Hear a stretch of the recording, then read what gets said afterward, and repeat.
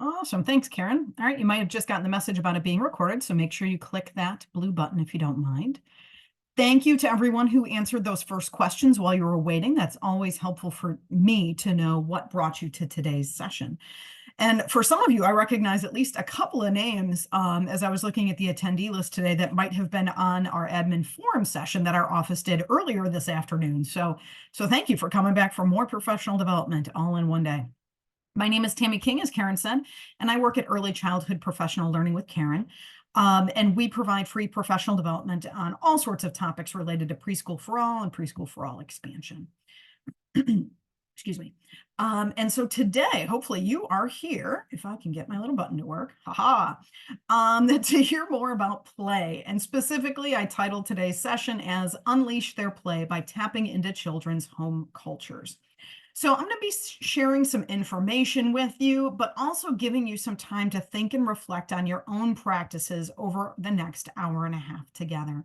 I've been working at Early Childhood Professional Learning now for a little over 6 years, but I have actually been providing professional development on all sorts of topics related to English as a second language and bilingual and dual language for nearly 19 years now. So today, again, though, we're going to be focusing primarily on play. The first thing I'd like to do, just to get your fingers warmed up a little bit here, is to know a little bit about where you are at. Like, how are you feeling at this point in the school year, at this point in the day? However you want to take this question, totally fine. But how are you feeling? Do you feel like you're kind of treading water? You know, things are going okay? You're just swimming laps, like everything is just fantastic for you, or would you actually prefer that someone throw you a life preserver today? This will give me a sense of where you're at and kind of what to keep in mind as we go through today's session. So far, it looks like we've got about not quite half have participated. So I'll give you a couple more moments to find that button and push so you can decide where you're at this point. All right, so we've got just over half are saying, about 56% are saying they feel like that you are treading water at this point in the school year or this point today. About 19%, actually the next highest would be need a life preserver, and then in last place at the moment is swimming laps. All right, cool. That is very good for me to keep in mind. Let me hit that button so you can see the results. My apologies, I didn't realize you weren't seeing that just now. You can see where things were. I shared them. Oh, you did? Oh, oops. Sorry. Sorry, Karen. I think I'm hitting the same button you are. All right. There we go. Cool. Awesome. All right. So what is our goal for today's session, for our next hour and a half together? This session is meant to help you cultivate kind of reflective practice and for you as early childhood professionals, to take some time, to have some kind of committed time here, to be able to take a step back, take a deep breath, catch your breath, and reflect back on what it is you've been doing in your classroom and what you can do going forward, specifically in this area of culturally relevant play scenarios for the kids that are in your care. So we're going to be talking a little bit about culture, a little bit about play, and then how do we bring all of that together. I would ask that we keep in mind these following agreements. I would ask that to the best of your ability, knowing that, you know, for some of us, it's right before spring break, and maybe it's the second or third long meeting that you've been on today. But to the best of our ability, let's try to be as present mentally and physically as we can. Give each other the benefit of the doubt. Sometimes when we talk about culture or about developmentally appropriate practice, we may not phrase our questions or our comments in quite the way that we intend them. So let's give each other the benefit of the doubt, as well as also acknowledging that we need to take responsibility for our comments as well. We need to be willing to be uncomfortable. And I ask that you take at least one risk today, whether that is asking a question that you're on the fence about or whatever it might be. And it is, of course, okay to agree to disagree in today's session. There we go. So here are our objectives, or kind of our big key agenda items. First, we're going to take a look at the stages of play. And the particular stages of play that I'm going to share with you today may not be something you've ever heard of before, unless you've been on one of my sessions, and that's okay. We'll kind of go through them in some detail so that you're a little bit familiar. And then also, please know that you have a handout sheet that was sent to you ahead of time that will have all of the various links that I'll be sharing with you today. So you'll be able to go back and take a look at in more depth at these stages that I'm going to share with you. We're going to take a look at your current teaching practices. You're going to be doing that, reflecting on what you do with your children. And then take some time to plan a culturally relevant dramatic play area. Maybe it will be adding a few items to a play area you already use in your classroom. Maybe it's redesigning something from the ground up. That will be up to you in terms of where you want to take this today. And then ultimately, we'll have some time towards the end, if not before, to share your thoughts and your ideas with each other as well. All right, so before we get too much further into it, if you give me just a second, let me double check the chat. All right, so far so good. I often don't keep the chat box open while we're talking, only because it's hard for me to see you and have the chat box open, but I will from time to time catch up and make sure I read the comments that are in there. Just wanted to let you know that. All right, so if you've been in one of my sessions before, bear with me for like the next minute. For those of you that are new, let's kind of do some level setting around terminology. So you see a couple different acronyms up on the screen: DLL, ELL, EL, multilingual children. You know, maybe there's some other ones you've heard of, like simultaneous bilingual or sequential bilingual. What are we talking about? All right, so let's start from the top. Dual language learner, or DLL, that stands for dual language learner. That is a term that's primarily used at the national level by national organizations. So for example, Head Start, NACE, the National Association for the Education of Young Children, they like to use the term dual language learner. What DLL means: any child who is exposed to or in the process of developing 2 or more languages. It has nothing to do with the kind of service that child is receiving through their early childhood or care program. It's just recognizing and acknowledging the fact that that child is being raised with 2 or more, or exposure to 2 or more languages. Now, let's take that. So that's like the broadest term, right? Let's take it and look at a subgroup of the DLL group. There's the kids who are being raised with 2 or more languages, exposed to 2 or more languages, who are in the process of developing their English. They're not yet, in terms of their English, at the level of a child that's being raised with only English. And so here in Illinois, the term for many years was English language learner, or ELL. And there's a specific way that a child would be defined. If they're an English language learner, it means they were given this certain assessment and got this certain score. And then here in Illinois, they'd be called English language learner. At some point, I can't remember now, it's probably been a good 10 years, the State Board of Ed dropped the middle L, and so now it's just English learner. Literally, they just took out a letter. The definition stayed the same, screening practices stayed the same, somebody just took an L out to match the train in Chicago. I don't know. At any rate, English learner is the term that is used now here in the state of Illinois. There are a number of professionals in the field that like to use this term multilingual children. I often use it myself. It was first gained popularity in the WIDA Consortium. And the WIDA Consortium is a group of states, well over 35, 40 now, that all use the same assessments for English learners in kindergarten and beyond. And Illinois is a WIDA state. But at any rate, they're the ones that started using this term, multilingual children. And the reason why a lot of folks prefer to use this one, myself included, is that we have plenty of kids in Illinois, not to mention in the country, who don't just have 2 languages. You know, dual language learner implies 2. But we got plenty of kids who are working on their 3rd or 4th language by the time they get to us in preschool. So multilingual children honors the fact that many kids have more than 2 languages already, even before we get a chance to start seeing them. So all of these are perfectly appropriate terms. We're going to probably use them more or less interchangeably today. I just want you to know that there are differences and nuances in the meaning and the definition of these different terms. And probably most importantly, none of them are offensive. So you're not going to offend anybody by using any one of these terms. It just might mean something slightly different depending on who you're talking to. All right. There we go. Sorry about that. Once in a while, my little button doesn't work, and I have to click it a couple times. All right. So, why are we having this conversation today? Why are we talking about bringing children's culture and languages into play scenarios? Lots of different reasons. When it comes to screening children in early childhood settings, you might find that having culturally relevant artifacts or items available to them in a play area can help kind of reduce their anxiety and assist with screenings. You may be able to get more language from children as a result. If you're looking at bringing parents into your classroom and caregivers into your classroom, you may find that the adults in your children's lives are going to feel most comfortable in a dramatic play area that reflects their language and their culture.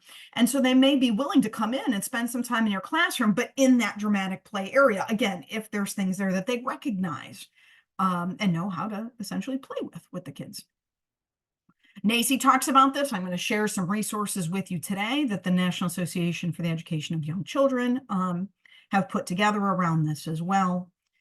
And if you need any other ammunition here at the state level, we have the Illinois Early Learning and Development Standards. That's what that stands for. Goals 28 and 29 deal specifically with English language learners and home language development. And so those are always good ones to fall back on if you need to be citing specific goals.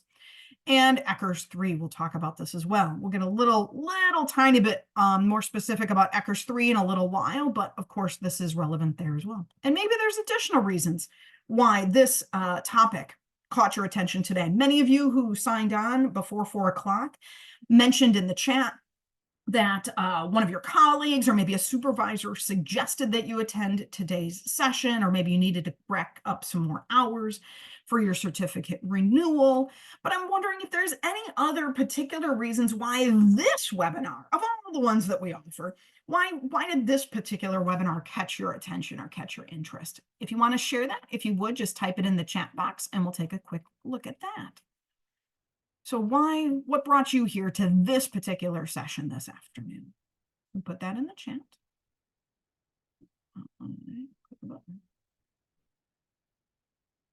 I'll give you just a moment to see if anybody's typing anything in the chat box, and then we will move to talking about play. Sounded fun. Yeah, I mean, it's about play, right? So that sounds a little more interesting than maybe other topics you might have had to choose from. So some more ideas. Hopefully we've all got play opportunities for lots of play in our classrooms with kids, right? Authentic ways to integrate culture into play therapy. Awesome. Wanted to see what else I can learn and bring into the classroom. An intriguing title. Thank you. I got some help on the title, so I'm glad that got your attention. That's good to know. I will quite frankly, thank my husband for his idea on what to call it. All right, developmentally appropriate ideas. Hard to find ideas for pre-K. Oh, you did your master's on multicultural studies. Oh, cool. Awesome. All right, so let's see if this is, if this jives with all of the research that you were doing in your master's classes. Cool. Awesome. Excellent. More time for play. All right, excellent. Kind of skimming through some of your ideas there. All right, so without further ado, I'll come back and take a look at those a little bit more in a bit. But what is it that our children learn through play? In just a moment, I just realized I have not been advancing my paper notes here, so give me a sec. What are some of the things that we know that our kids are going to learn through play, right? Language development. Most importantly, when we're talking about dual language learners, we're talking about all of the languages that they're bringing to the classroom, and that could easily be 2 or more languages. For those of us that are working in multilingual environments, the school district I worked in before I joined the center, we had 83% of our kids spoke a language other than English at home, and they spoke more than 50 different languages at home. So you may have literally, 20 kids in your room and 20 different languages that the children speak. And they're going to help, there's going to be development of those languages, all of them, through play. Executive functioning skills, and talking about things like organizing, social emotional skills as well, interpersonal skills, even persistence is something that can be worked on through play. I'm sure I'm missing some pieces, but these are just some of the many things that our kids can learn through play. But what does this mean when we're talking about English learners? That's what we're going to get into in just a little bit deeper here. So first, we talked about master's classes, talk about, continuing development and certificate renewal and all of that, right? Usually at some point in our education, our professional development, to becoming a teacher, you have to do some kind of research on stages of play, right? And the way kids play develops over time. I'm going to share with you a specific way of talking about play today that comes from Bodrova and Leong. But first, let's talk about this. I've got a little image here of a little girl that's feeding a baby doll, right?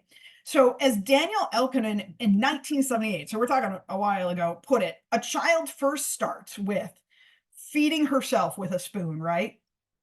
In terms of, like what it is that she's doing. Then she uses that spoon to feed everybody that's around her. Then she uses that spoon to feed her doll.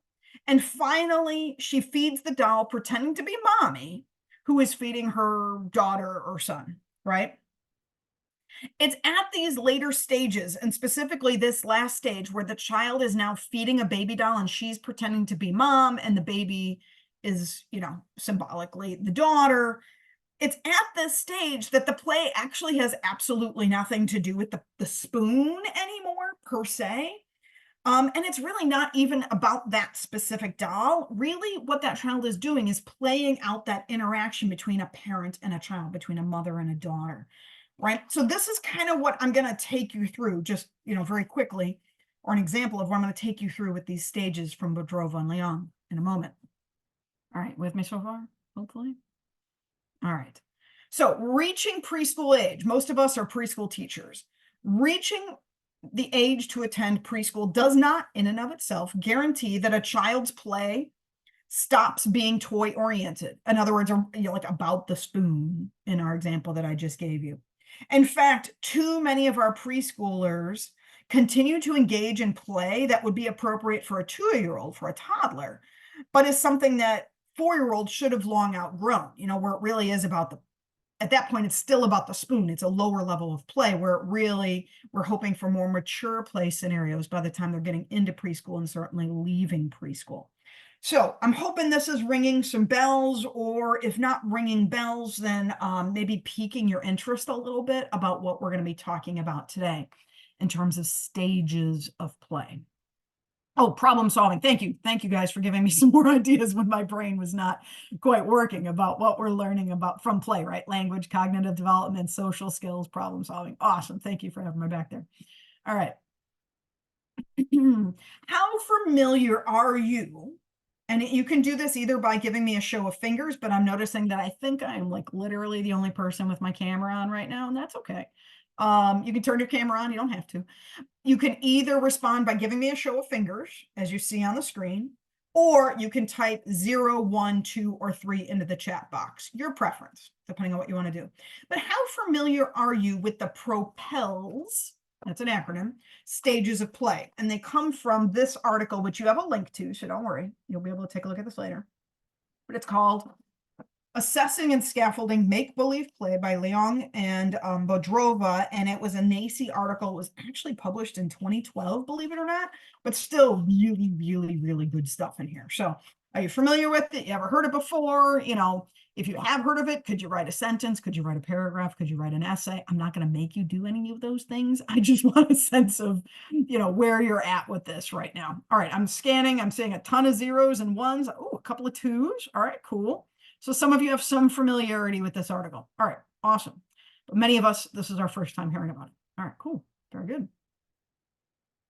Every year I offer this webinar, and every year people tell me that they've never heard of this before, or they've only heard of it just a tiny little bit, and it's such good stuff.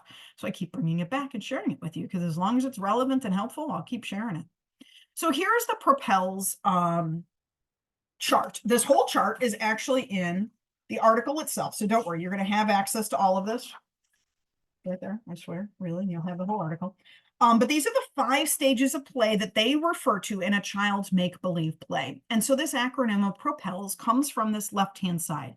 P for plan, R for roles, P for P again, for props, E for extended time frame, language, and then scenarios. And then, of course, you got the 5 levels going across the top.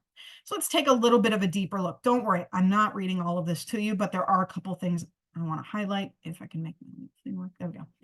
First scripts would be those first levels of play. Generally speaking, children would be beyond this by the time they're getting to you in a preschool classroom, but I recognize that we may have some folks on here that are in the birth to 3 world. So first scripts, no planning, no roles, playing with objects as objects, right? So the spoon is a spoon, right? It's all about the spoon, to go with that analogy we were talking about earlier. Very little language, no real play scenarios, all right? Let's, I'm going to jump up to level 3, all right? So you see level 2's here, but I'm jumping to level 3 right now. Level 3 is roles with rules and beginning scenarios. So here we'll see children planning out roles. Actions are named prior to play. There are roles and there are rules that could be violated. And you might get called out on that if you violate the rules of that particular role. So like, if it's like the kids are pretending that it's a shoe store and the person that's trying to sell the shoes to another child all of a sudden gets up and starts going to go buy their own shoes. Well, you've just, they violated the role of being the person selling the shoes, because now they're going to go buy their own shoes, right? It's like, wait a minute, you're not supposed to do that. Come back. You need props for the role, right? So like shoes in that situation there. Scenarios, maybe the play scenario from start to finish lasts, like one play time. So maybe it's 10 minutes, 15 minutes, something like that. There is language that's used to describe the roles and the actions, and they're fairly familiar scripts, right? That the kids are going through. So this might be the kind of play that you're seeing at the beginning of the school year with the children in your preschool classrooms. Let's take a look at 4. More one kind of level up from that: mature roles, planned scenarios, symbolic props. So what are some of the key differences between level 3 and level 4? More complex and multiple roles, some symbolism with the props. But here's a big one: scenarios last 60 minutes or longer. So we're talking long stretches of time that the kids are engaged with that particular play scenario, and it may develop over time. With support, the play scenarios could even last over the course of several days, maybe even a week. Again, more complex, more language and more complex language, coordinated scenarios, all sorts of good stuff happening here. And then the last level that we're talking about with these authors is dramatization, multiple themes, multiple roles, and director's play. And so again, here, let me highlight for you a couple of the big differences. We're talking about more elaborate themes. You can play more than one role at a time. Roles have social relationships. Pretend rather than actually have a prop. So you may not have a prop at all. You're just going to pretend to have the fake shoes to put on the child that you're trying to sell shoes to, for example. Maybe there isn't a pretend doll or daughter that's going to play the role of daughter, but you just kind of pretend that you have one, right? The scenarios last all day, over several days. The play can be interrupted and restarted again at a later date or a later time. Language delineates the scenario, the roles, the action, and then I'm looking at it here and I'm not finding it very quickly, but somewhere on the chart, or maybe it's in the text itself, it actually says that sometimes the planning takes longer than the actual scenario itself sometimes. So the point is it's becoming much more complex, both language-wise as well as play-wise. All right, so let me show you just a quick little example of what this might look like. So if you would, be patient for me for just a moment. The tech should work. We tested this out ahead of time, but I do need to screen share in a different way to get the video to work right. Meanwhile, while I'm doing that, I wanted to let you know very quickly that you do have a link to the handout, and you'll notice as we go through the day today, anytime you see this little blue circle and it says handout, whatever, that's a reference to this handout page, obviously. And in this case, link B on the handout will take you right to this video, so you can go back and watch the whole thing if you want. But right now, I'm just going to show you 2 little sections of it. So again, bear with me as I get over to the right thing.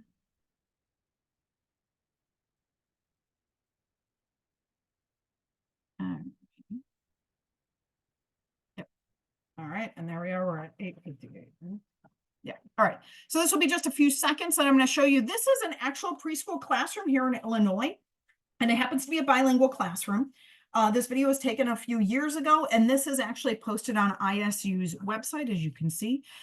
There are lots of different sections and segments of these videos from Eva's classroom. I highly recommend going back and taking a look at them in more detail later on if you would like to do that. But today I'm just pulling out the couple of little bits that specifically show dramatic play in her classroom and how she actually had, in this case, it was a cruise boat that the kids built over the course of, I think it was like over the course of a week or two. And this whole thing came out of them going on a field trip to the Shed Aquarium. This was pre-COVID. So they went to the field or to the Shed Aquarium, got to see fish, got to see the aquarium. And when they came back, the kids wanted to build a cruise ship or a cruise boat or yacht in the classroom. And so they did. So let's take a brief look. I'll let you see what it looks like. And then I'll switch over to a second little snippet so you can see the kids, one of the kids playing a particular role.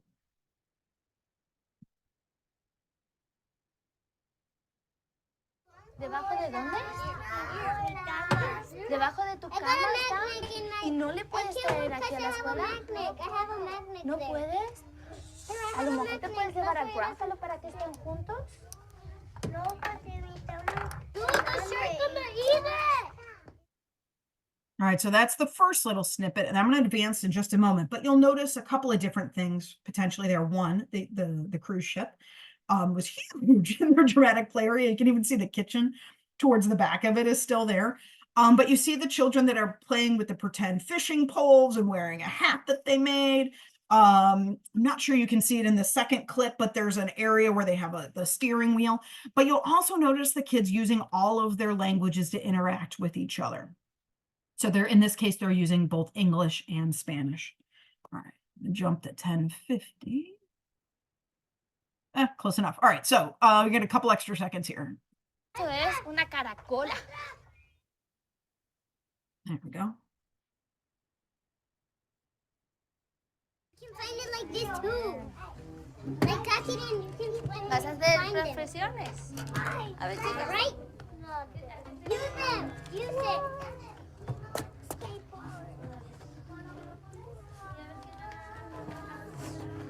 Next time. I don't play with you anymore. Do it. No dijo que no puedes, que no me puedes, mi mami dijo que no puedes poner mucho, no, dijo que no puedes poner mucho a luz. ¿Puedes recogerla aquí? All right, so now they're going to move into tidying up. So I'm going to stop it right here. And then just a second as I switch back over.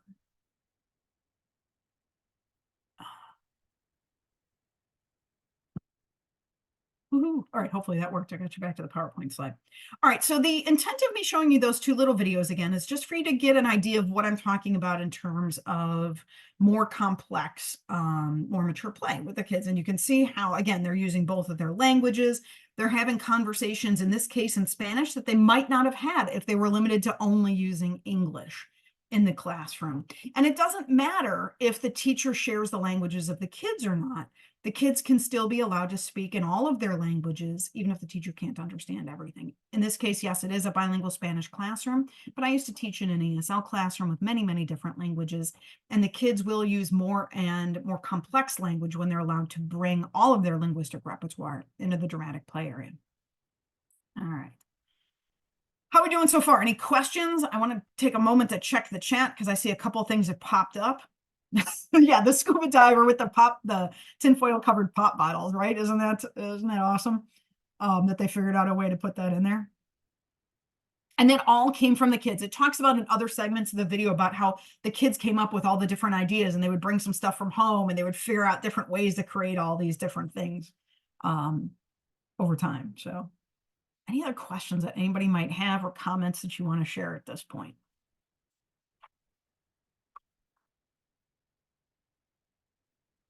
What we're going to do next is start looking at your own teaching practices and what you're doing or planning to do in your classroom. So far, so good. All right. Yeah, I would love to have that kind of space, right? I hear you. But again, I wanted you to see what it could look like, right, in a situation. All right, so this looks like project approach. Great opportunity for kids to plan and play over several days, deepening understanding. Yep. And definitely children-driven classroom. Yeah, yeah, absolutely. All right, so this is the kind of stuff that we're talking about. Cool. All right. Let me move forward. Time check. Perfect. All right. So now we're going to move into reflecting on your, again, like I said, your current teaching practices. There we go. Hopefully you have this handout either printed out in front of you, or you've got some paper that you can write on, and I can just tell you what the questions are as we move through. Because I get that you might not have a functioning printer wherever you're currently at, or you just didn't have the opportunity to print it. That's totally cool. We will make this work, but please do make sure you've got something to jot some thoughts down on as we move forward. Here's what I'd like you to do. If you've got the handout in front of you, or you got that plain piece of paper, either way, or if you're the kind of person who likes to take notes on your phone, whatever works for you, totally fine by me. I'd like you to jot down a couple of dramatic play center themes that you have used in your classroom, or maybe that you're planning to use in the next several weeks. So just kind of jot some of those ideas down. I gave you some ideas of some. We saw the yacht. I don't know, whatever they might be. Jot a couple of those down, and if you want to share one or two in the chat box, that would be awesome, but you don't necessarily have to. So I'll be silent for just a couple of moments while you jot down some of your dramatic play center themes that pop into your mind.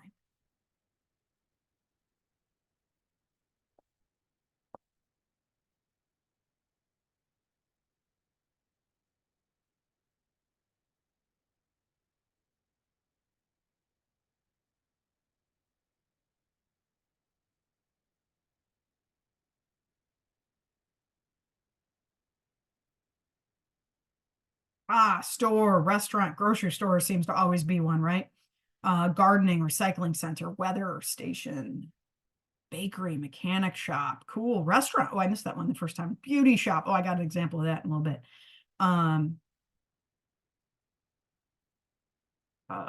Vet clinic, camping. Oh, they're coming in fast and furious here. All right.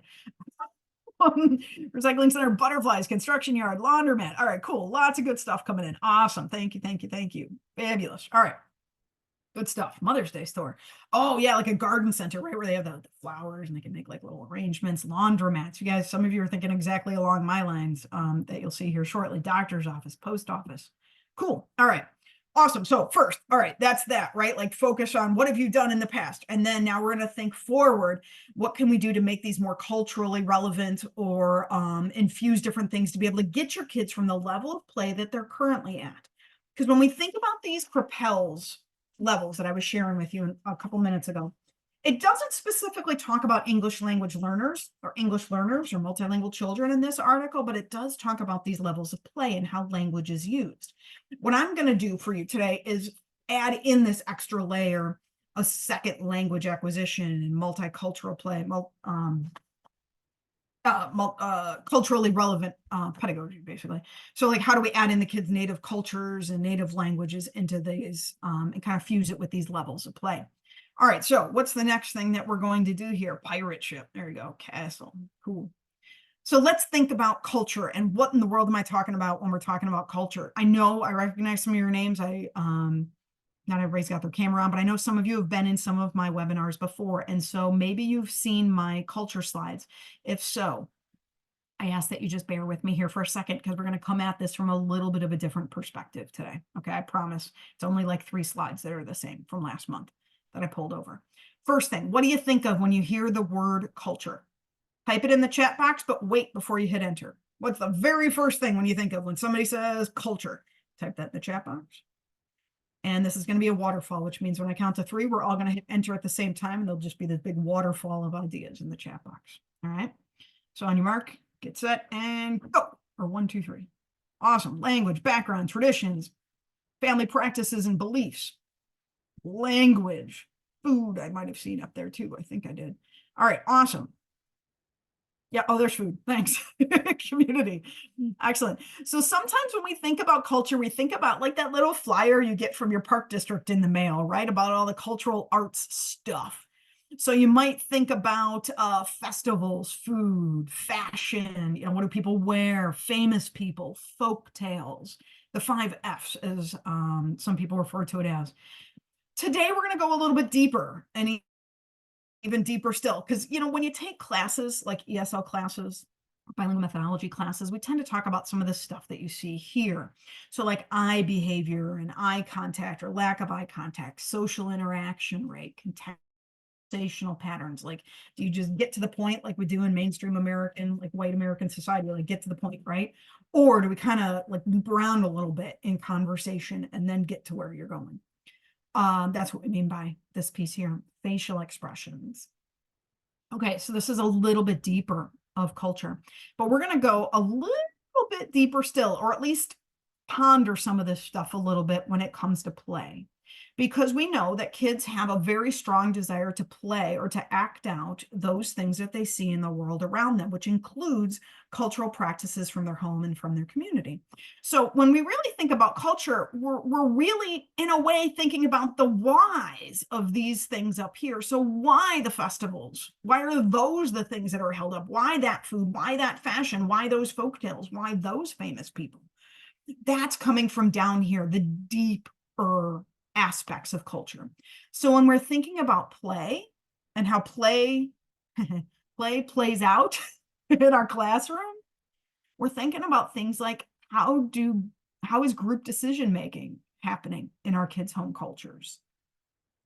Is there a preference, for example, for competition or a preference for cooperation? What's the role of body language, the notions of time? How do you handle emotions? We talked about some of this in last month's webinar as well, right?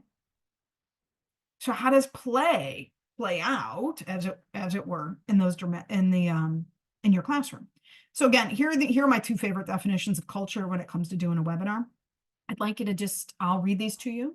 I'd like you to just listen to them and see what words jump out at you today.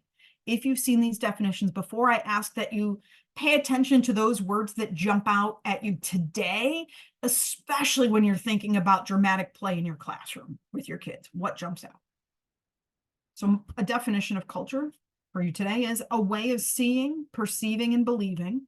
This way of looking at culture moves the focus away from the surface, outward aspects of culture, and points our attention to the deep structures of culture, to people's beliefs, and to their understandings of the world. So with that in mind, what jumps out at you when you think about play in your classroom and culture? Deep structures. Thanks, Tiffany. Perceiving and believing, or beliefs.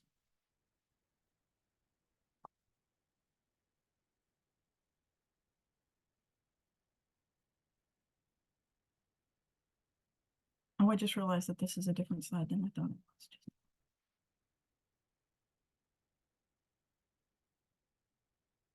Oh, I'm sorry. Okay, this is actually the one I wanted to put up because this is the same definition as what we were just looking at. My apologies. I will have to fix that. I don't know how I got those out of order. Okay, so a way of seeing, perceiving, and believing, culture moving away from the surface to the deeper aspects.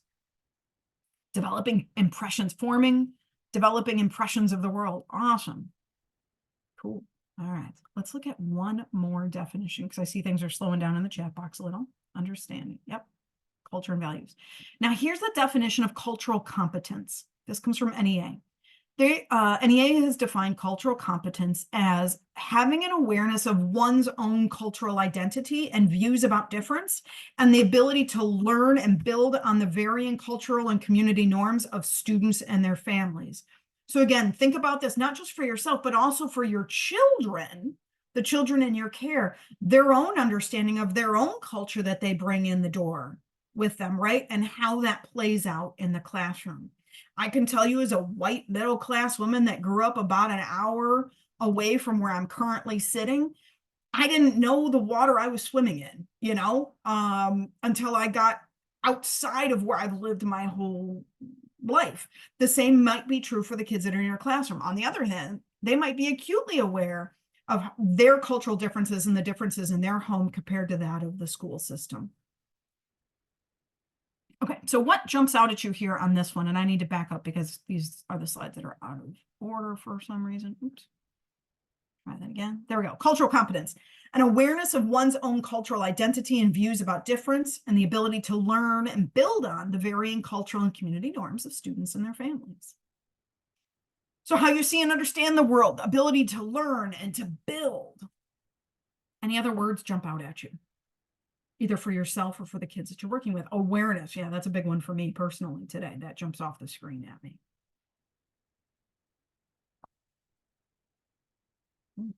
All right.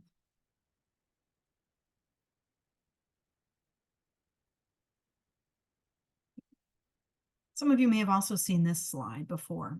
This is kind of the one I use all the time for this sort of image of how we could be looking at the exact same thing, this wine cork, right? But see two completely different things. This, for me at least, is a reasonably decent visual for how we can be seeing two completely different things if we're coming from two different cultural viewpoints.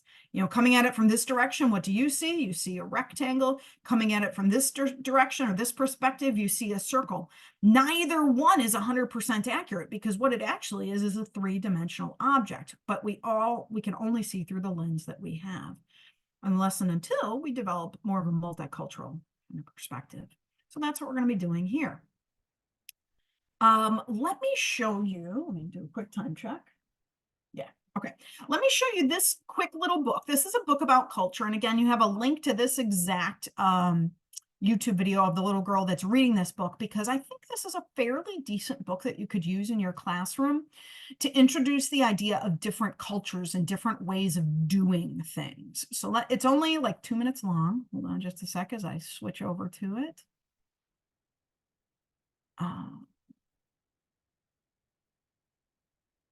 And hopefully this works. If this doesn't work, somebody give me, By let me know if it's not. Lucy knew how to do everything. I sure do. She knew how to eat with a spoon and fork. She knew how to play the xylophone. Lucy knew how to do gymnastics and how to build a tall tower. She knew how to paint an elephant just right and how to fold perfect stars. In fact, if you didn't know how to do something, you came to Lucy for help. Everything was fine until the day Toshi arrived. Hi there. He did not know how to eat with a spoon and fork. That's not how you do it. His music was strange. That's not how you do it. Toshi's gymnastics were all wrong. That's not how you do it. And his tower wasn't half as good as Lucy's. That's not how you do it. He did not know how to draw an elephant like she did. That's not how you do it. And when he started to make a paper star, that was all wrong. Lucy couldn't keep quiet any longer. That's not how you do it! Hey, Lucy, this is for you. This is lovely, Toshi. What is it? Will you show me how to make one? It's a paper crane. Yes, and will you show me how to make a star like this? They had so much fun that they made a whole flock of paper cranes and a night sky full of paper stars. The end. And make sure to subscribe. Oh, yeah, all right. All right, just a second as I go back to the slides. So give me a second here. All right, so what do you think about that book? Adorable. All right, yeah, it is. And the little girl reading it, I think, makes it extra cute, right? Even though she's a little bit hard to hear. Could this be a good conversation starter in your classroom about different ways to do things? And the fact that it's not that one's right or wrong, talking about that definition we were just looking at, right? About cultural competence, my own awareness of my own culture versus that of the people around me, right? I don't know. What do you think? You're the experts on what might work with preschool kids at the moment. All right. So, many people think that there's only one way to do things, but there's not, right? There's more than one way to do things. And there may be other books out there as well. This is just one in particular, that I liked, and frankly, my kids have liked it as well, like my own personal children. Yeah. So interesting, right? Like how, if you don't know the water that you're swimming in, how do you know that what you're doing is different than somebody else? But we can have those kind of conversations. I think about last month's webinar, we were talking about the napping house and the different ways, that they sleep, and they're all stacked on each other, right? And then some of the other books that look at different practices around sleeping. Same kind of idea. Yeah, an appreciation for differences in the world. All right. Cool. So the link to this is, it's link C. Actually takes you to the YouTube reading the book with the little girl, but you can also find other versions on it as online. I happen to like that particular one because the little girl sounds really cute, but also because it's only 2 minutes long. It was fast, so I could share it with you. Yeah, awesome. Thank you, Queen. Yeah, always remember to take a look beyond what we see. Yep. And this is for us as well, right? Not just the kids. All right. So let's take a look at questions 2, 3, and 4 on your handout with this mindset, right? With these ideas in mind. I'd like you to take a moment to reflect on your own classroom settings. So for those that have the handout, you can just go ahead and start to jot down your thoughts about questions 2, 3, and 4. For those that don't, I'm going to read them to you because I realize this is a little bit of an eye test from the screenshot up there. So let me tell you what question 2 is. How many of your students come from the same cultural background as you? Name the cultural backgrounds and home languages represented among the students in your classroom. How many of your students speak the same home language or home languages as you? So that's one. That's kind of the bank of question 2 for question 2. Consider children for number 3. Consider children in your room with different physical abilities.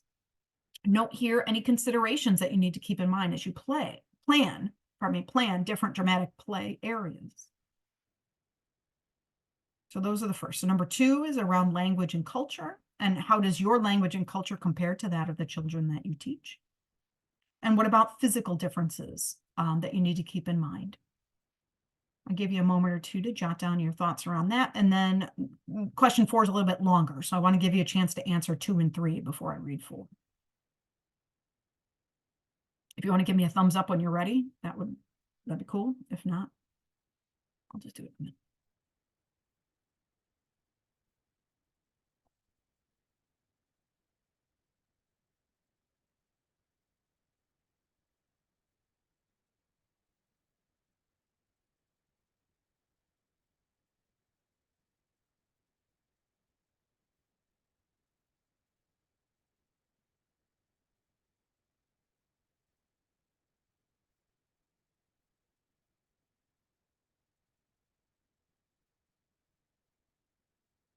Ooh, good question, Shannon. Do I feel that ASL is its own language? Yeah, absolutely it is.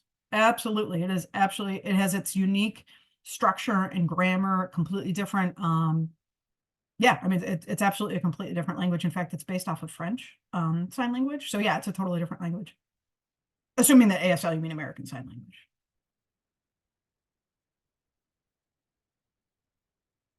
And there's also other kinds of sign language as well. I didn't know this until, I don't know, it's been a number of years now. But like Spanish Sign Language is different as well, like from American Sign Language. I couldn't elaborate in any articulate manner as to how it's different, but apparently it doesn't come from French in the way that ASL comes from French Sign Language. So, kind of cool.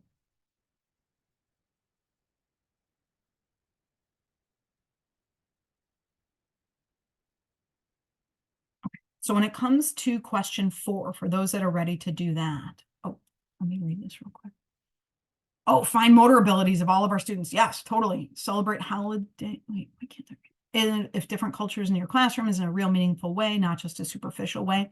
And yeah, and this is going to be, Lamont, thank you for bringing that question up about holidays. And that may be dependent on the type of program that you're working in. But yeah, definitely something that you want to think about is holidays and how do you handle that in the classroom. You don't want to just assume or go with the most popular holiday or something. And there are different books and materials that can be a resource to you in that way as well. All right, so question 4. Describe the socioeconomic backgrounds represented in your classroom.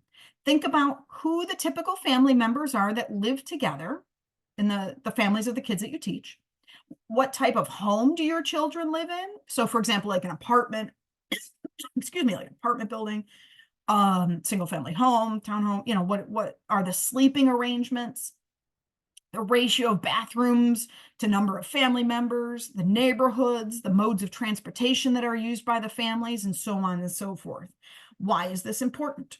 The first community that I worked in for my first teaching job right out of school, most of my kids in my classroom were living in a couple different apartment complexes not far from school, but many of my kids lived in an apartment. So like if it was a 2-bedroom apartment, there was one family in each bedroom. Maybe they were cousins, maybe they were related, maybe they weren't, but each bedroom had a completely different family in it. So parents and kids, parents and kids. So you're looking at like, it was common among my classroom for there to be 8 people using one bathroom. And I'll tell you what, like there's 2 adults and 2 kids in my house. We got 2 bathrooms and it's still tricky for us to get to school on time in the morning. When I realized that so many of my kids were sharing one bathroom among, 8 people, oh my goodness, the fact that they made it to school on time or anything remotely close to on time, they have my absolute respect. The kind of executive function, the planning, the coordinating, the scheduling, right, that goes around sharing one bathroom is pretty impressive, I must say. All right, but this is important stuff to find out if we don't know. Your answers to some of these questions might be, I don't know. This is something, though, that you might want to look into and learn more about. There is a second part to this, similar to question 2 and 3 above. How many of your students share the same socioeconomic background as you? That would be something to jot down as well. Do you share the same socioeconomic background as your kids? All right. Here's what I'd like you to do now. You don't need to put all sorts of details or anything like that in the chat box, but I would like to know what jumps out at you about your answers to questions 2, 3, and 4. Any surprises? If this is the first time you've had the chance to sit down and really think about the differences between your background and those of the children that you serve, what jumps out at you about those differences? Or if they are the same, that might be a surprise in and of itself as well. So if you would put some of your thoughts into the chat box, I'll give you some time to do that. Forget the waterfall thing. Just whenever you're done typing, hit go. Or hit enter so that we can see your thoughts.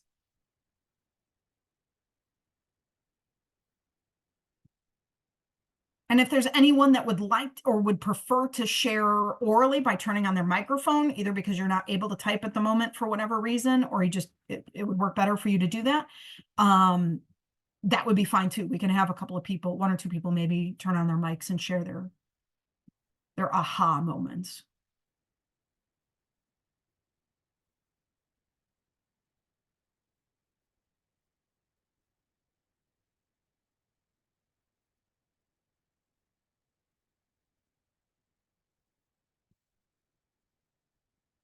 Thanks, Dana. So not too many surprises for you. This is kind of a part of your normal practice, setting up your classroom each year, is taking a look and getting to know where your kids are coming from and how that compares to you and your background.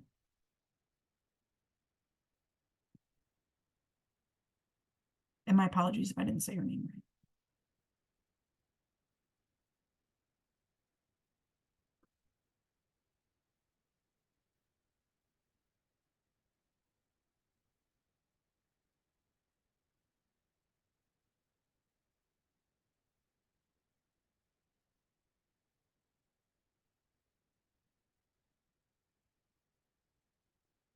Thanks, Shannon. So she said she lives very close to where many of her kids live, but yet you're living in two different socioeconomic levels. So not a big surprise, but good to be reminded of those differences. Home visits before every new school year. That kind of helps. This kind of helps knowing the child and the family better. Absolutely. Home visits, huge, huge, huge, right? For those that are still able to do that, that's fantastic. Cool. Again, if anybody wants to unmic, you can share your thoughts too out loud. Oh, somebody said not a lot of similarities, but it jumped and I lost track of where that comment went. There we go. Not a lot of similarities. Goodness, my apologies. My chat box is acting weird and I'm having trouble finding your comments. It's jumping. All right. Home visits. Yeah. School qualifies for free and reduced lunches. I saw something about Ukrainian Spanish, kids who don't speak English, different social and cultural backgrounds, socioeconomic differences, even within the same language group, I think that's it. A few surprises. Most have 2 or more relatives living within the same house.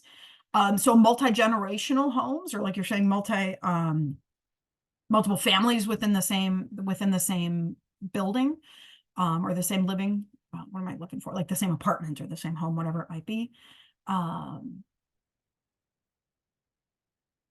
Yep. All right. Cool. Excellent. And my apologies if I missed one of the comments because it did jump. I might have, but I think I got most of them. Be considerate of the cultures in the classrooms, despite how prevalent they are as a whole. We should all be celebrated. Absolutely. Yep. So the more that we can bring in our children's culture into the classroom and things that they recognize, and by culture, we're talking again about like, why do we do what we do, or what is familiar to us? So we think about things like the grocery store. What kind of products are on the grocery store shelves in your grocery store shelves that are in your classroom? Is it the kind of products that we eat at home, or is it kind of things that our kids eat at home? Who's bringing in those materials in the classroom so the kids know what they literally, like, what are those items? So that they play more with them and they're not embarrassed by those things for whatever reason, but they actually can play with them in the course of the classroom. All right, cool. All right, so let's move into talking about how to plan a culturally relevant dramatic play area. So thank you, Lamont, for that segue. Couldn't have done it better myself. Whoa, back it up. Sorry, I hit the button and I went too far. All right, so if you like, you can jot down a couple more dramatic play center themes that maybe have come to mind since we started off at the very beginning. Question 1, you wrote down some of the ones you've already done or plan to do. Maybe now you might have a few more that you'd like to add to that list. You can take a moment to do that right now. I think I saw this in the chat box earlier. I think, Karen, you might have been the one to do it, but let me say it right now for those that missed that comment. At any point during the session today, in the chat box down at the bottom, you'll see the 3 little dots. When you click on that, it says Save Chat. You can do that at any point in time, and it will save the whole chat dialogue up until that point onto your computer. So if you want to hang on to any of these great ideas and great comments that you've gotten on today's session, you can do that by saving the chat. So you could do it now, and then you could do it again at the end so that you make sure you've got everything for yourself later on. All right, so speaking of NACCE, here's another article for you. So this is handout link C, Supporting Language Culturally Rich Dramatic Play. Some of you may recognize the names of the authors of this particular article. Oh, Shannon, thank you for telling me. In some cases, those little dots might be at the top rather than down on the bottom. Somewhere, look for the 3 little dots, and that's what you want to click on, wherever it might be on your chat box. So thank you for letting me know. All right, so Iracema Salinas Gonzalez, Maria Regin Anderson, and Ileana Alanis. You may recognize their names because Iracema Salinas Gonzalez and Ileana Alanis have both done webinars for our office this year. Some have been in English, some have been in Spanish. They have all been recorded and are posted on our YouTube channel. They are fantastic. They're professors from Texas, early childhood professors who are also very, very well versed in bilingual and ESL methodologies. And so they wrote this article for NACCE a few years back. And so I like using this one, but also know that if you want to learn more or hear more of what they have to say, you can watch the recorded webinars that we have on our YouTube channel. So in this article, it talks about, the authors say this, I want to quote this for you here. To identify culturally relevant themes, listen to your children's everyday talk. So in this particular example here, they're focusing on Mrs. Ramos's classroom. The children's conversations about their family activities led them to create a panaderia. So in Spanish, a panaderia is a bakery. And they look like this is a very typical looking panaderia that you might find, you know, here in Illinois or in Texas or wherever it might be. Bakery, Mexican bakery, Latin American bakery. So led them to plan or create a panaderia in the dramatic play center. Culturally relevant dramatic play centers let young children draw from their experiences to enhance their play. Children reenact activities and observations from family life, and they share common events in their cultures. Authentic dramatic play leads to children's meaningful learning, especially language and vocabulary. All right, so that's where we're going to go with this. Oh yeah, I see, Lamont, you're saying each month you could change some of the ideas and come up with, you know, from different cultural backgrounds or things that are donated from the families. Absolutely. It could be done by month, or following where the children's conversations are going, you may go on a different timeline.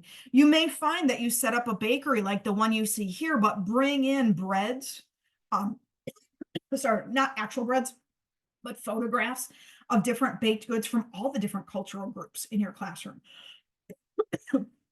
Excuse me, just a sec.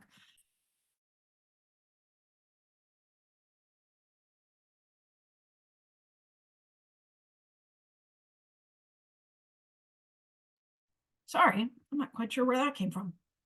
I may have to take another drink. All right. Or you can bring in things from all the different kids' backgrounds. So we're going to go through kind of an example that they laid out in this particular NACCE article. I put the image behind it, but the information from phase 1, phase 2, and phase 3 come from the authors of this particular NACCE article. Goodness, excuse me. So they first talk about phase 1, where you add in initial prompts. So in this case, it wouldn't necessarily be all of these things that you see on the list here. And in fact, depending on what you're planning to do in your classroom, maybe you're choosing to revamp your entire dramatic play area and turn it into like a giant cruise ship, like we saw in Ava's classroom, right?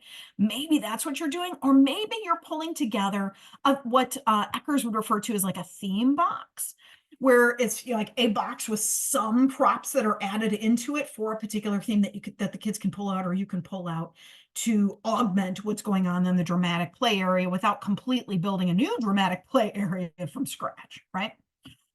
Excuse me. So if we're talking about a bakery, what are some of the things that could be included in there? Aprons, baker's hats, bowls, cash register. You can see all the different ideas here. Pretend bread or photos of bread. So this is where you could literally go into a bakery in your kid's neighborhood and take photos of some of the items. Or if it was me, I'd be buying them to bring home, you know, to eat, but take some photos of them and print them out, and then literally cut them out. And you've got examples that you can stick right there in your dramatic play area, literally from just a photo you took with your phone, right? You know, different extract bottles, spice bottle, empty spice bottles, you know, with the different smells and things, and gloves, Play-Doh, rolling pins, you know, all kinds of different ideas. Paper, think about literacy skills, right? And making it a print-rich environment with paper, writing tools to take orders, wallets. All right. So that's what they would do for phase 1. Then, as the teacher observes what's going on with the kids in that dramatic play area, right? So we are there to make observations, pay attention to what the kids are talking about, what they're doing. What they're not doing is the theme kind of fizzling out faster than you would have expected? And if so, why? What could we add in, right? What could we use to enrich the play? That's what we do in phase 2. We add in a few more things like measuring cups, right? I see Natalia added that idea in the chat box.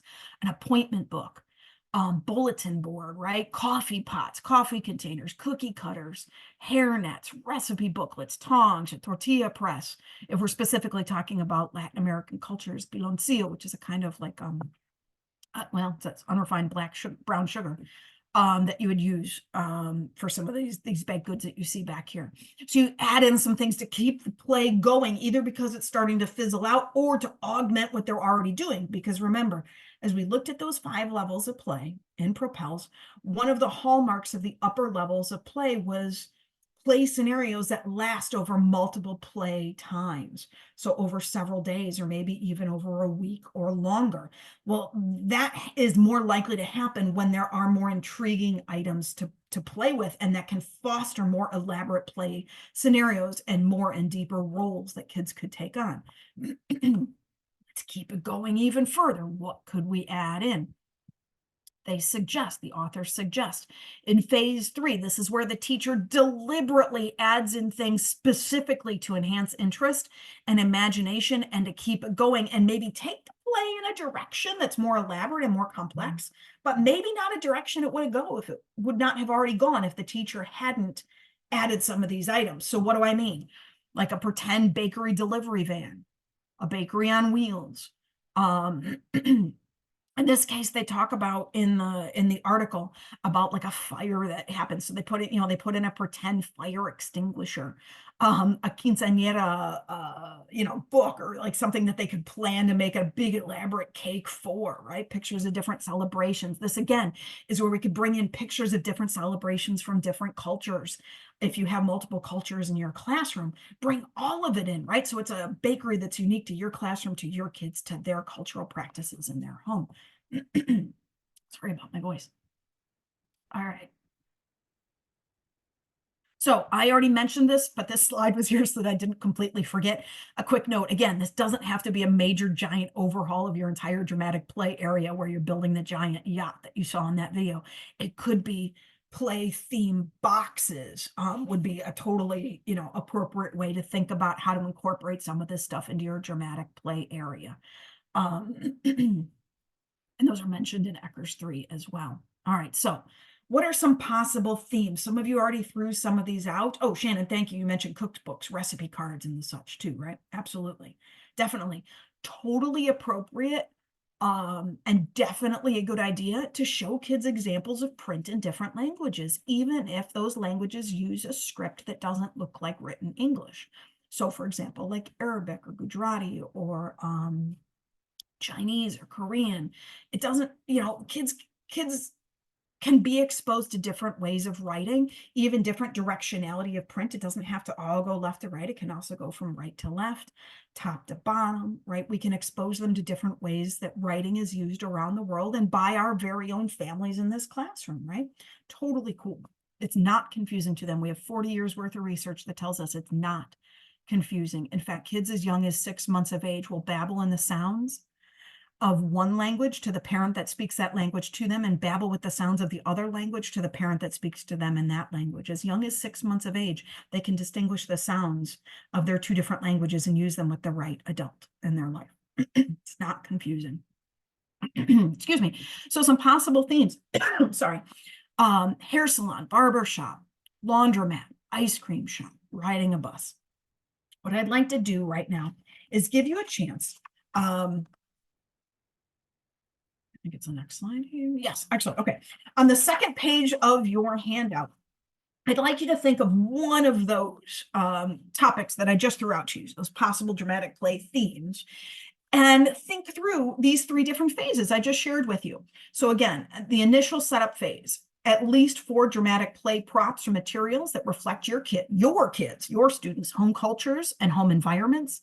Consider equipment that's used by people with disabilities, realia, that means real stuff, from home cultures, print materials in other languages. What are a couple of those things for that particular theme that you're thinking of? Whether it's a hair salon or a laundromat or, whatever it might be. Come up with at least 4 dramatic play props or themes.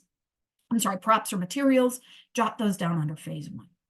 Under phase 2, after collecting, imagine, right? So we're kind of planning this out here. What could you add at phase 2? So first you start off with this handful of props, right? First sits there for a couple days, let the kids interact with it for a little while. What would you add in phase 2 to keep the play going, to invigorate their play scenarios? What might you add at that point after observing the kids? What kind of things could you add in there? And then phase 3, props that you might deliberately add to enhance interest or imagination. So just kind of 3 different levels or 3 different times or phases where you would add different items in. And in just a little bit, I'm going to back up. give you these particular topics. You don't have to use any of these if you don't want to. I'm just giving these to you to get you thinking. And I know it's also late in the day, so you might want to take somebody else's idea and have to, instead of having to come up with one of your own at, 5, 10 after 5 in the evening. But I'd like to give you a few minutes to do this, to pick one and think through again some of these different phases or stages of props that you might add to get the kids playing, with the goal again of complex play, taking on roles, more language, multiple languages, and reflecting the culture and languages of the kids that are in your classroom. So I'll give you some time to jot down your thoughts and your ideas for your particular item, and then we'll go through and we'll share those ideas together. So we'll go through and look at laundromat. All right, what are some ideas that you came up with or that you could think of? Ice cream shop, and so on and so forth. In the meantime, I'm going to get something to drink and see if that helps. So I'll be back in just a sec. If you have any questions in the meantime, if you want to stick those in the chat box, you could certainly do that, but I'll still give you another minute or two to jot down some of your thoughts around these different dramatic play themes. All right, so let's start off with anybody that might have jotted down some ideas for hair salons or barber shops. Or even just now, as you're sitting here looking at these photos or thinking about this, times you've done this in your own classroom, what are some props or things that you could add in to a theme box or to a dramatic play area for hair salons or barber shops? So here's a couple photos of actual hair salons or barber shops, and then I think I got, oh, maybe not, hold on. Haha, there we go. Instant preschool classrooms. I thought I had them in here, of some examples of ways you might do something like this in your room. If you would prefer to unmic and just share your thoughts on this, you could certainly do that. I'm just going to highlight for you here that this was these were like the chairs that you would wait in at a hair salon, and then they were doing the hair of the dolls that are sitting over here on this bench. And then in this case, they had wigs that they were using, and I've also seen this done with like yarn or paper wigs too, where that's what you're cutting and styling and such. Bowls, bottles, spray bottles, gloves. Yep. See some of the stuff that's down here. And then here there's a sign. This happens to be in Spanish, of the prices for the different things. And you'll see that it's both words and symbols as well. So this first one here is for getting your nails done. Haircut, shampoo, and a hairstyle. And then the various prices that the kids put along with it as well. And they even put little dots to represent the different numbers, not just the symbolic, but also the numbers there. All right, cool. Any other things you might add to a hair salon or to a barber shop? Oh, large doll heads. Shampoo, hair items like barrettes, toy hair dryers, combs, spray, price signs, capes. Ooh.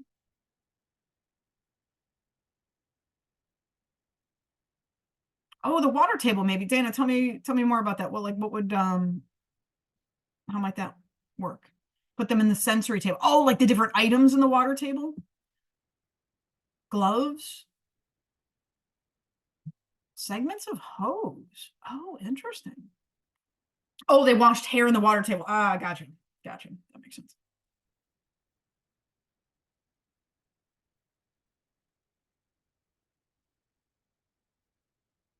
And so we were talking way back at the beginning about the why of some of this, right? So again, you could see where I was, hopefully this makes some sense now, where I was talking about how if you've got parents that want to come in or caregivers that want to come in and volunteer in the classroom, they may gravitate towards a dramatic play area that looks familiar to them, and they may be able to help you bring in some more items to make it look more representative of the places they actually go to get their haircut or take their kids go to get their haircut.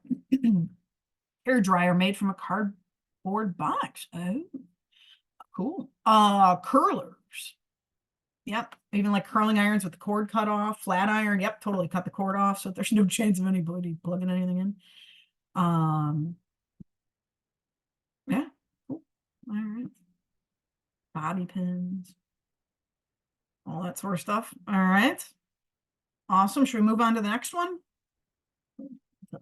Yeah. All right. Laundromat.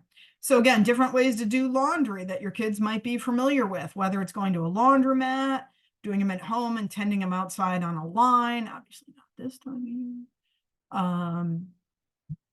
And then here are some washers and dryers made out of big cardboard boxes. And then I thought this, like this was kind of cool, using the top of a detergent bottle as the little dial. And then you can actually open this up and put a laundry basket inside. So like this thing opens up and it has a laundry basket in there so that the kids are dumping, clothes into the laundry basket, and it'd be kind of like the actual basket in a washing machine. And then here, obviously copious amounts of packing tape to hold this whole thing together. Soap bottles from a local place, save the little packages, like from the vending machine, make your own like little vending machine, like at the laundromat, totally, right? And what are the laundry detergents that your kids are actually using? Have parents bring in, caregivers send in their empty detergent bottles. And if you can send photos of what they're going into, or they can see examples of the dramatic play areas, it might make more sense why you're asking, for an empty detergent bottle. But it may make some sense to have bottles of like, I don't know, I'm thinking of like Suavitel is like a fabric softener, right? Again, something that they would recognize from home. Dryer sheets are like those balls you put in there, right? If you don't use dryer sheets, clothespins on a line. Oh, talk about fine motor, right? Absolutely. Mini bags, Play-Doh. Play-Doh to make those little pod things. You're talking about like the little detergent pod things, right? A lot of families use powder. I'm thinking, I can picture the bag of the powder stuff that for your laundry, and I can't think of what it's called right now. But like the powdered stuff too, right? Yep. Cool. Okay. Laundry baskets. Yep, definitely laundry baskets. All kinds of clothes. Yes. Old washboard and a tub, maybe an iron or a fake iron for ironing clothes. A folding table for folding clothes. Again, kids have a strong desire to act out what they see in their real world from day to day, right? And so you'll see, yeah, the baskets on wheels, which are pretty cool. Them actually trying to fold the laundry. Yeah, washboards. Awesome. So you get the idea, right? And so again, you may add some of these as a phase 1 item, or bring it in a little bit later as a phase 2 item or phase 3 to take the play in a little bit more of a complex direction, whatever that might be. Maybe it's a price sign for how much it costs to drop your laundry off and come back and get it later on. Maybe it's bringing in, like fancier clothes, whether it's, like I'm thinking like Easter's around the corner for those that might celebrate, or, come on, it's Ramadan. I'm sorry, I'm blanking on the holiday that's around the corner after Ramadan. Eid, new clothes for Eid, right? And like, how would you take care of those and hang them up on hangers, and getting clothes to stay on a hanger and the rack thing that you know what I'm talking about, right? Like, yeah, a drying rack. There you go. To hang this stuff on. It's late in the day here, folks. Hang in there with me. Really wash. Yeah, you could actually really wash the clothes, right? Like in the water table. Why not? Cool. Clothespins. Yep. Awesome stuff. Great ideas, right? So again, part of the idea is bringing in stuff that they recognize from their home, from the environments where they wash their clothes, or their clothes are washed, or reasons why they might, be getting new clothes, whether it's Eid or whether it's Easter, whatever it might be. But also bringing them in over the course of like different phases based off of how the kids are interacting with the items to encourage more and complex and longer play scenarios. Cool. All right. Maybe a catalog of different kinds of clothes or something too. All right. Ice cream shops. This is super easy. Oh, line on the playground for hanging clothing. Cool. This is an easy one. I feel like anything food related is fairly easy to bring in just about any culture. I got a couple different ones here, whether you're bringing in, the idea of like ice cream on wheels, like the little push carts, or a bicycle like this, or fresh fruit that's being sold in a cup. This is fresh fruit. For those that are not familiar, this is fresh fruit with hot sauce, and this is tamarind pulp, chili powder on the straw there. This is based off my Google search, some kind of Korean ice cream. I'm not terribly familiar with it, except that it looks like soft serve. This is Indian ice cream, excuse me, with I think these were pumpkin seeds and then different kind of dried flowers. I think it was coconut milk, if I remember right. Halo. This comes from the Philippines.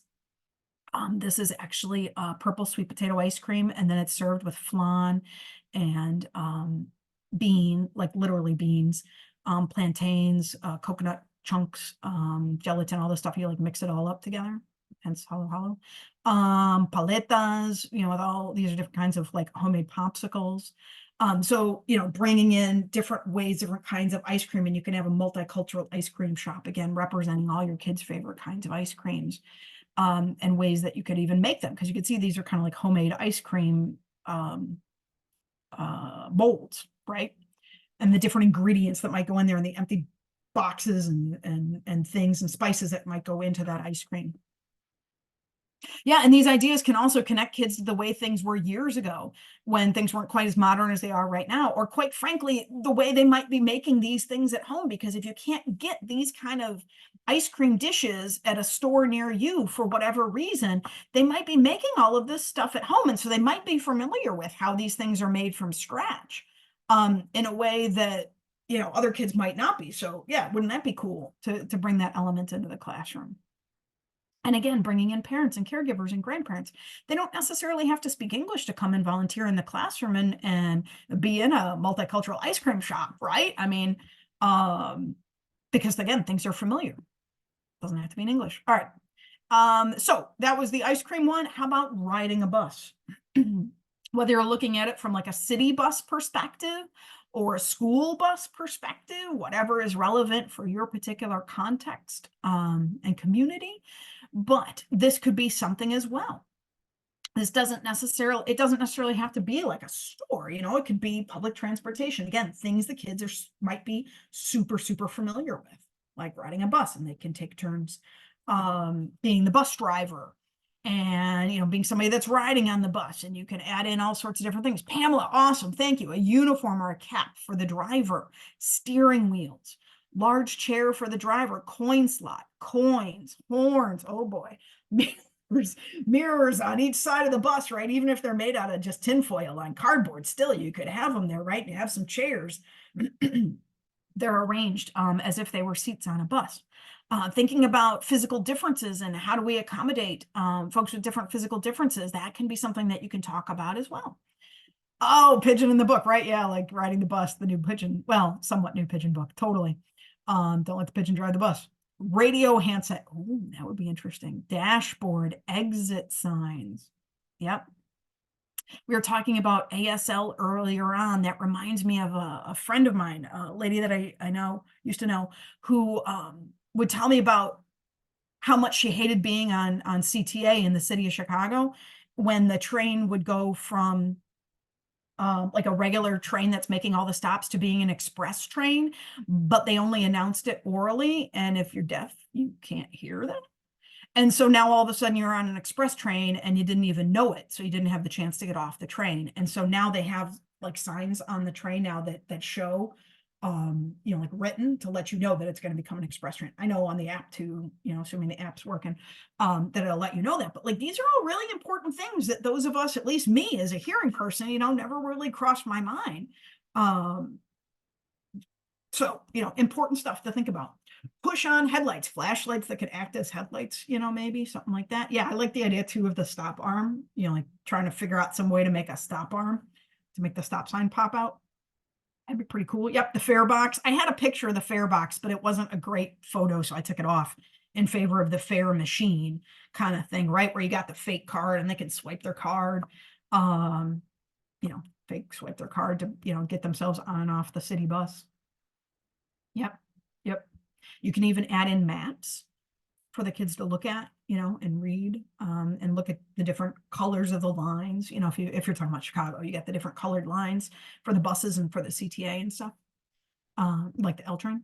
Cool. Any other ideas for riding a bus or public transit? I mean, you could take this into the L if that makes sense for your context, if you're in the city. All right, we've only got like a couple more minutes left. Uniforms, yes, excellent. Yep, cool.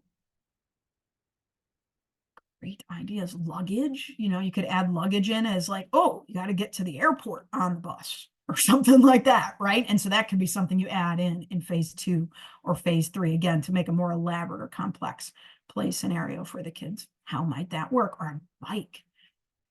Maybe not in the classroom, but that's a thing, right? You ever seen those buses where they try to get the bikes on the front end of the thing?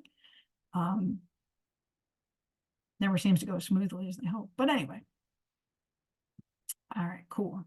Just one last note on print wrench. Oh, make a stop arm. You need a accordion folding coffee teacup holder, mount the sign. I love preschool teachers that you guys just know how to do these things off the top of your head. I'd be Googling it, but you already know how and what exactly you need to make the pop out stop sign. That is awesome. Awesome. I love it. Yeah, Ventura cards, right? The fake little Ventura cards, or like an old Ventura card you could use. Yep.